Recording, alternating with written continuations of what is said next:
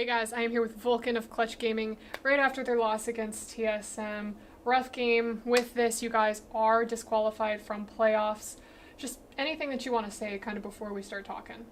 Yeah, I mean, it's been a pretty disappointing split for sure. We thought we'd be at least in playoffs and maybe a contender at that point. We still think we have the players, for summer split to still make a run for it, and we're just really looking forward to our improvements to make it there in playoffs for summer. And I mean, you guys kind of came into this weekend with the surprise roster changes. I spoke with Sebastian a little bit before the game started, and he said that, we have a very low chance of making playoffs, so you guys were just looking for a drastic change. But I mean, ultimately that affected you. You lost Piglet and got Cody Sun instead. So how did you really, or what did you really think about the changes? I like the way Cody Sun plays. I think he plays a lot more for his team. He's willing to give up some resources if that means Hooney's going to carry alone.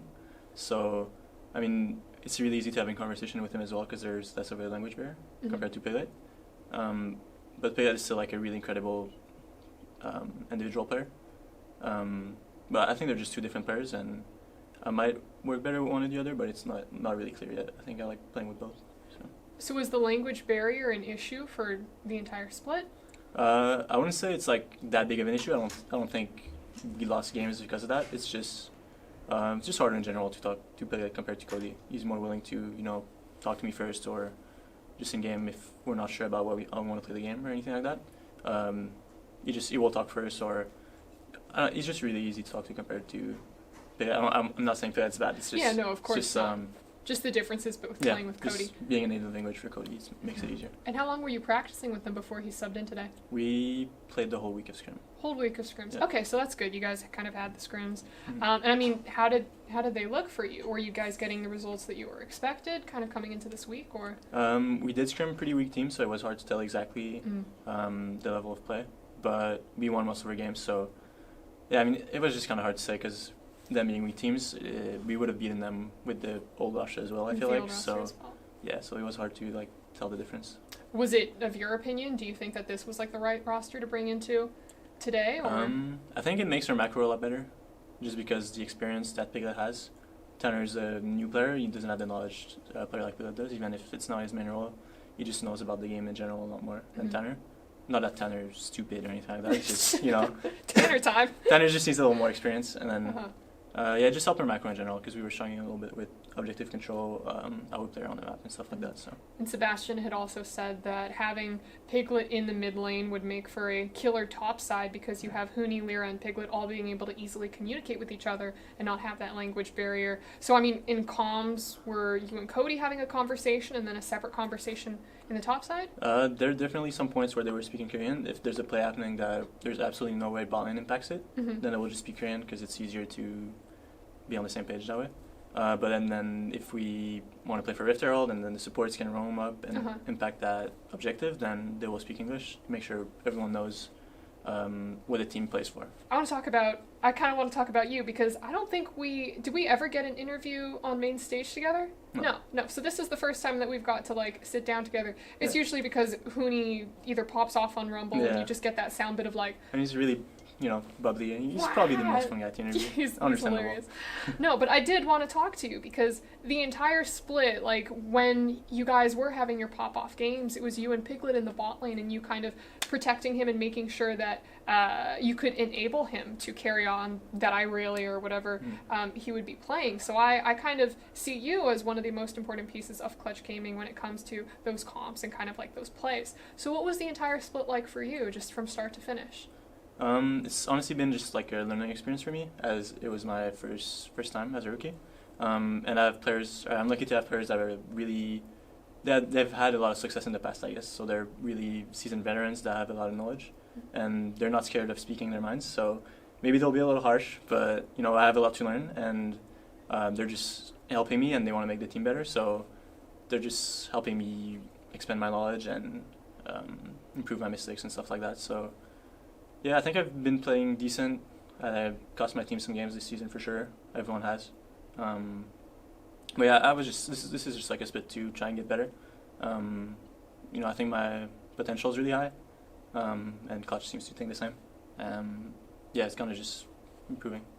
And you've been playing with Piglet since basically Academy of last year, but something that I like to ask, was there anyone on the team who basically helped you grow through the split or through the time that you've been playing in the LCS? Especially Huni. Especially Huni. Huni's really vocal. In game, he's our shot caller. And in reviews, he's always the one that's going to start a discussion.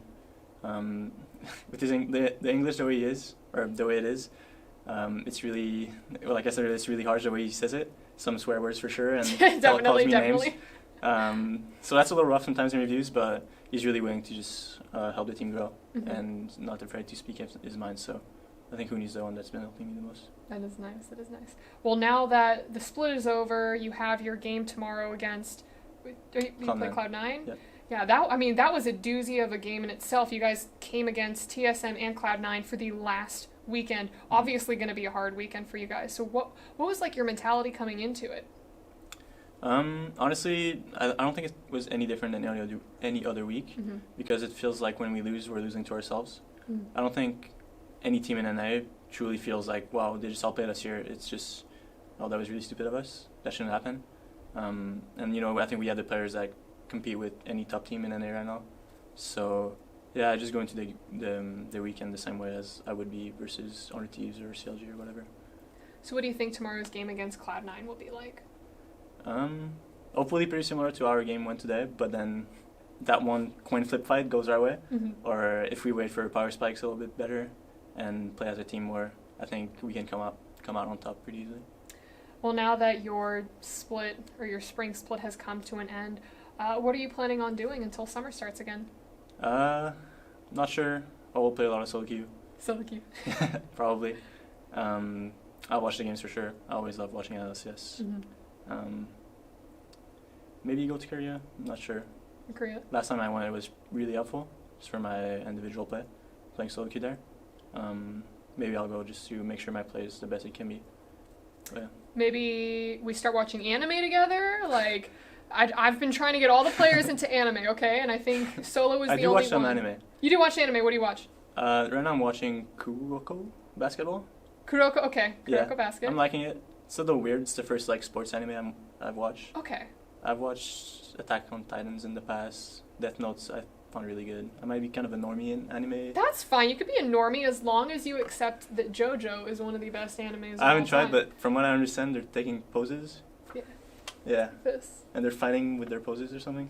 Okay, so this is too long to explain for the interview that we have, so, I will explain it to you at a different time, but anything that you want to say to fans that have supported you, Clutch Gaming fans of your own, or anyone out there? Thank you for anyone that's still supporting our team and me. It's been a really rough split, and we're still trying our best. We're always trying our best. And you guys should look out for summer. I think we'll be a lot better then. And I hope we give you guys a reason to cheer for us. Well, thank you so much for taking the time to talk, and I am looking forward to seeing you in the summer split again. I do want to see what you kind of have, and this was your rookie split, so I want to see what you look like when you come full force in summer. So best of luck to you and using your time. And for everyone else, thanks for watching.